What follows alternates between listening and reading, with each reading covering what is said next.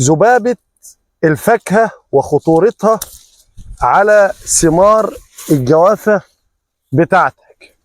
دلوقتي أنا عايز أقول لك احذر ناقوس خطر في الجوافية بتاعتك عزيزي مزارع الجوافية، على رأي أستاذنا الغالي صلاح الهواري. المهم، أفضل المواد الفعالة اللي ممكن تستخدمها دلوقتي للجوافية بتاعتك هي دلتا ميثرين أو ألفا ميثرين أو بيتا سلفوسرين. طبعا مش هكلمك، مش هقول لك الأميدة ليه.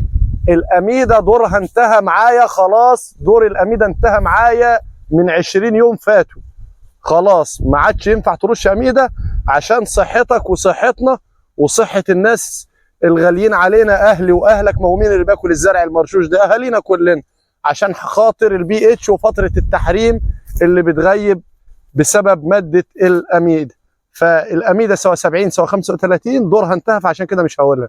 فأفضل المواد الفعالة لإن أنا أرش بيها عشان أوقف الإصابة بذبابة الفاكهة في الجوافة بيتا سلفوسرين، بيتا 12، دلتا، سايبر ميثرين كويس برضو مش بطال، لمبادة 10%، بس اللمبادة تكون من مصدر كويس، مع بروكلين.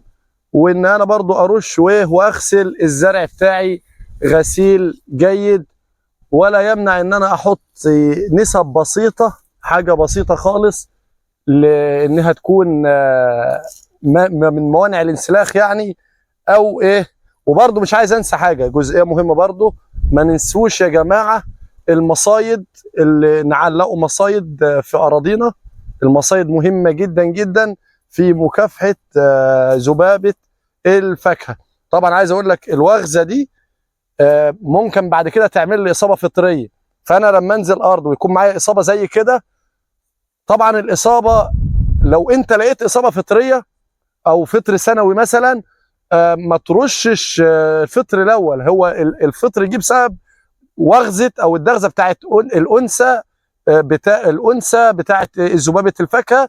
الانثى عشان تحط البيض، فانت هتفتح الجوافية بعد كده هتلاقيها فيها بص، فيها مش عارف هتبقى باينه معاك في الكاميرا ولا لا، اهي وغزه بنيه اهي، وهتبدا تزيد وتعمل معاها مرض فطر.